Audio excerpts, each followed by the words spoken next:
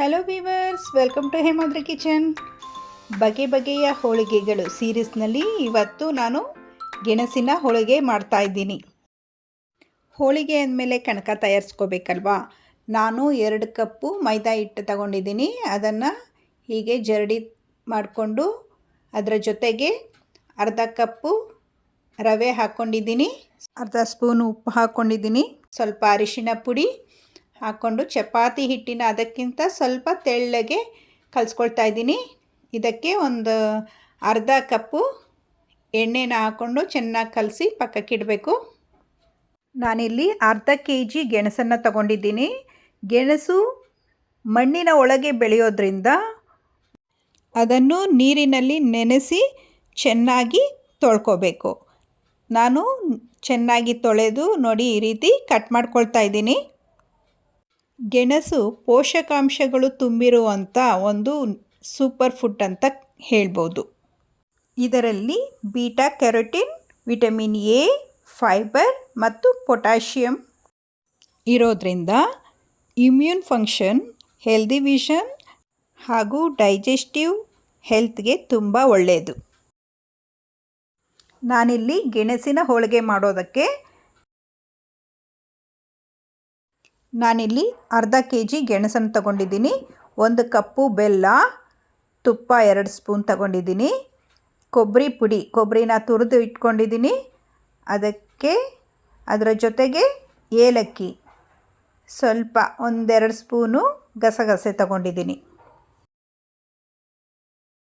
ಗೆಣಸು ಸಿಹಿಯಾಗಿರೋದ್ರಿಂದ ಬೆಲ್ಲ ಜಾಸ್ತಿ ಬೇಕಾಗೋದಿಲ್ಲ.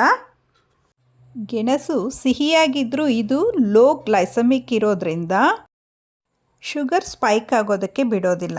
ಆದ್ದರಿಂದ ಸಕ್ಕರೆ ಕಾಯಿಲೆ ಇರೋರು ಕೂಡ ಇದನ್ನು ಉಪಯೋಗಿಸ್ಬೋದು.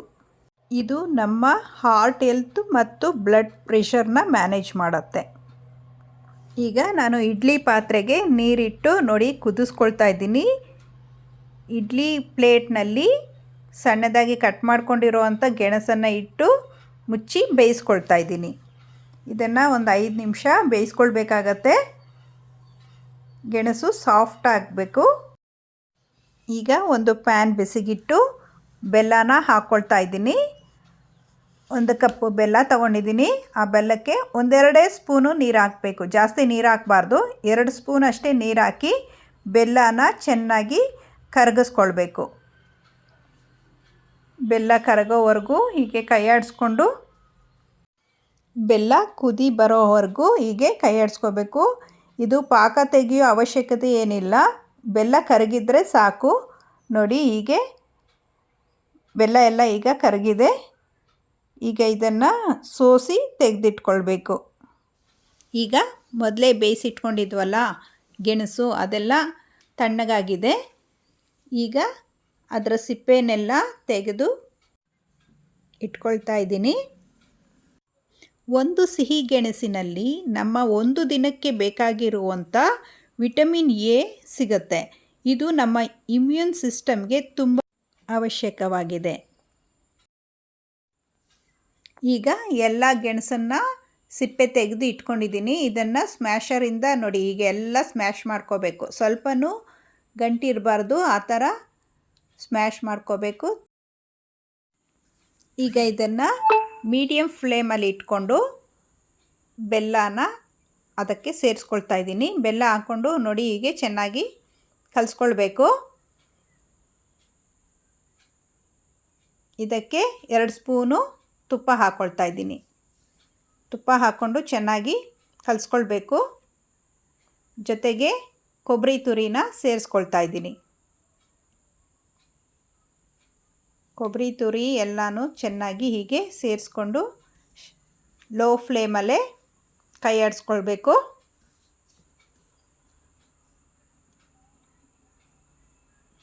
ಹೀಗೆ ಒಂದು 5 ನಿಮಿಷ ಹೀಗೆ ಬೇಯಿಸ್ಕೊಳ್ಬೇಕು. ಆಗ ಗೆಣಸು ಪ್ಯಾನ್ ಬಿಟ್ಟು ಹೀಗೆ ಬರ್ತಾ ಇರುತ್ತೆ ನೋಡಿ, ಹೀಗೆ ಅಂಟ್ಕೊಳ್ಳೋದಿಲ್ಲ ಪ್ಯಾನ್ಗೆ. ಅಲ್ಲಿವರೆಗೂ ಹೀಗೆ ಕೈ ಆಡಿಸ್ಕೋಬೇಕು. ನೋಡಿ ಹೀಗೆ ಗಂಟಿಲ್ಲದೆ ಹೀಗೆ ನೈಸಾಗಿರಬೇಕು. ಈಗ ಗಸಗಸೆ ಹಾಕ್ಕೊಳ್ಬೇಕು. ಗಸಗಸೆ ಸೇರಿಸ್ಕೊಳ್ತಾ ಇದ್ದೀನಿ. ಅದನ್ನು ಹಾಕ್ಕೊಂಡು ಚೆನ್ನಾಗಿ ಮಿಕ್ಸ್ ಮಾಡ್ಕೋಬೇಕು. ಗೆಣಸಿನಲ್ಲಿ ವಿಟಮಿನ್ ಸಿ ಮತ್ತು ವಿಟಮಿನ್ ಇ ತುಂಬ ಇರೋದರಿಂದ ನಮ್ಮ ಇಮ್ಯೂನ್ ಸಿಸ್ಟಮ್ಗೆ ತುಂಬ ಒಳ್ಳೆಯದು. ಇದರಲ್ಲಿ ಫೈಬರ್ ತುಂಬ ಇರುತ್ತೆ.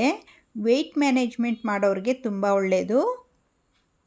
ಇದು ಕಾನ್ಸ್ಟಿಪೇಷನಿಂದ ದೂರ ಇಡುತ್ತೆ. ಅಷ್ಟೇ ಅಲ್ಲ, ಇದರಲ್ಲಿ ಐರನ್ ಕೂಡ ಇರುತ್ತೆ.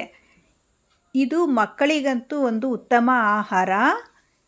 ಸಣ್ಣ ಮಕ್ಕಳು ಅಂದರೆ 6-7 ತಿಂಗಳ ಮಕ್ಕಳಿಗೇ ಗೆಣಸನ್ನು ಸ್ಟೀಮ್ ಮಾಡಿ ಮ್ಯಾಶ್ ಮಾಡಿ ಕೊಡ್ಬೋದು.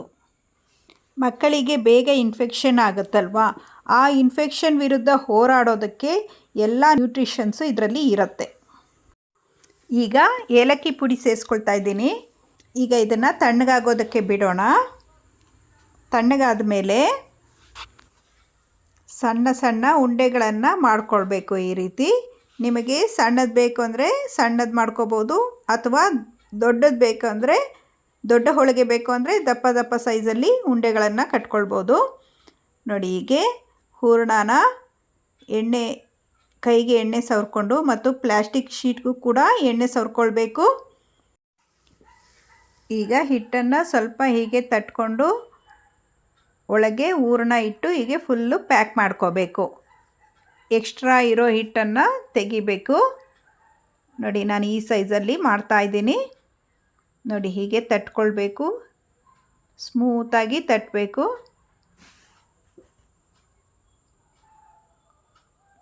ನಿಮಗೆ ತೆಳು ಬೇಕಾದರೆ ತೆಳುವಾಗಿ ಮಾಡ್ಕೋಬೋದು, ಅಥವಾ ದಪ್ಪ ಇರಬೇಕು ನಮಗೆ ಅಂದರೆ ದಪ್ಪದಾಗೆ ಒತ್ಕೋಬೋದು. ಕಣಕ ಚೆನ್ನಾಗಿ ಅಂದರೆ 2 ಅವರು ಚೆನ್ನಾಗಿ ನೆನೆಸಿದ್ರೆ ಹೀಗೆ ಸ್ಮೂತಾಗಿ ನಾವು ಒಬ್ಬಟ್ಟನ್ನು ತಟ್ಬೋದು.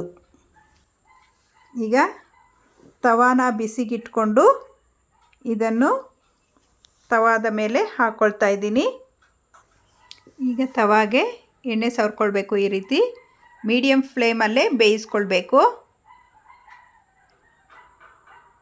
ನೋಡಿ, ಹೀಗೆ ತವಾ ಮೇಲೆ ಹಾಕ್ಕೊಂಡು ನಿಧಾನವಾಗಿ 2 ಕಡೆ ಬೇಯಿಸ್ಕೊಳ್ಬೇಕು. ಹೈ ಫ್ಲೇಮ್ ಆದರೆ ಸೀದೋಗುತ್ತೆ. ಲೋ ಫ್ಲೇಮಲ್ಲಿ ನಿಧಾನವಾಗಿ ಬೇಯಿಸ್ಕೊಳ್ಬೇಕು. ನೀವು ಸಬ್ಸ್ಕ್ರೈಬ್ ಮಾಡದೆ ವಿಡಿಯೋ ನೋಡ್ತಾ ಇದ್ದರೆ ಈಗಲೇ ಸಬ್ಸ್ಕ್ರೈಬ್ ಮಾಡ್ಕೊಳ್ಳಿ. ನನ್ನ ವಿಡಿಯೋ ಇಷ್ಟ ಆಗಿದ್ದರೆ ಲೈಕ್ ಮಾಡಿ, ಶೇರ್ ಮಾಡಿ, ಕಮೆಂಟ್ ಮಾಡಿ. ಇದೇ ರೀತಿ ವಿಡಿಯೋಗಳಿಗಾಗಿ ಬೆಲ್ ಐಕಾನ್ ಒತ್ತಿ. ನಾನು ವಿಡಿಯೋ ಹಾಕಿದ ತಕ್ಷಣ ನಿಮಗೆ ನೋಟಿಫಿಕೇಷನ್ ಸಿಗುತ್ತೆ. ಯುಗಾದಿ ಹಬ್ಬ ಹತ್ರ ಬರ್ತಾ ಇದೆ. ಇದೇ ರೀತಿ ನಾನು ಬಗೆ ಬಗೆ ಹೋಳಿಗೆಗಳ ವಿಡಿಯೋ ಅಪ್ಲೋಡ್ ಮಾಡ್ತೀನಿ. ಇನ್ನೊಂದು ವಿಡಿಯೋ ಜೊತೆ ಸಿಗ್ತೇನೆ. Thank you for watching. Bye bye.